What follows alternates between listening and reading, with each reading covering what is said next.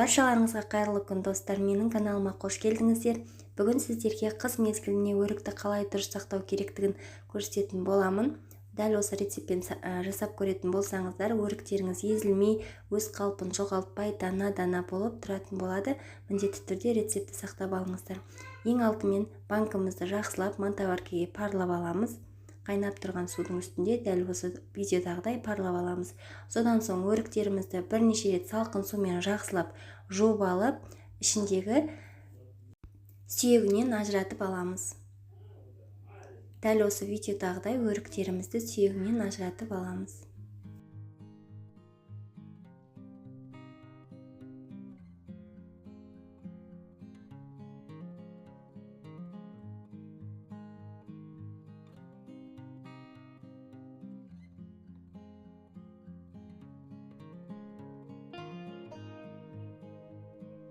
Көріп тұрғандарыңыздай мен өріктердің сүйектерінен ажыратып алдым. Келесі кезекте жаңағы парланған банкілерімізге осы өріктерімізді нығыздап рет-ретімен салып шығамыз. Достар, және де менің каналыма тіркелмеген болсаңыздар, каналыма қолдау көрсетіп, каналыма тіркеліп кетсеңіздер, алдағы уақытта көптеген рецептермен бөлісіп отыратын боламын. Банкімізге өріктерімізді салып болғаннан соң қайнап тұрған суымызды құямыз. Қақпағын жауып, бөлме температурасына 15-20 минутқа қойып қоямыз.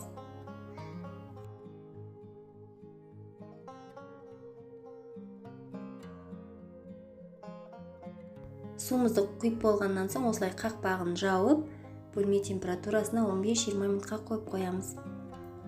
Менде 20 минут бөлме температурасында тұрды.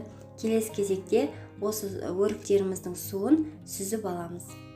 Осындай арнайы қақпақпен сүзіп алсаңыздар да болады. Егер бұндай қақпақ болмаса, үлкен ас қасықтың көмегімен сүзіп алсаңыздар болады.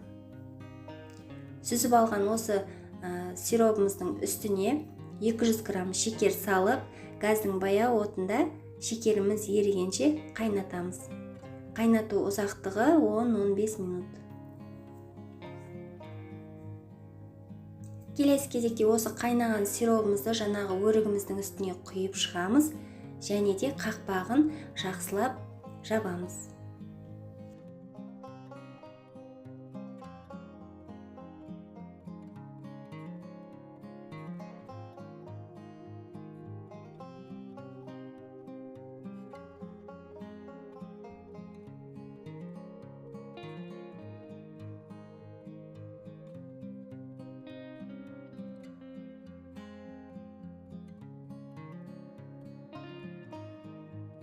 Қақпағын жауып болғаннан соң осылай жылы жерге 1-2 күнге қалдырамыз.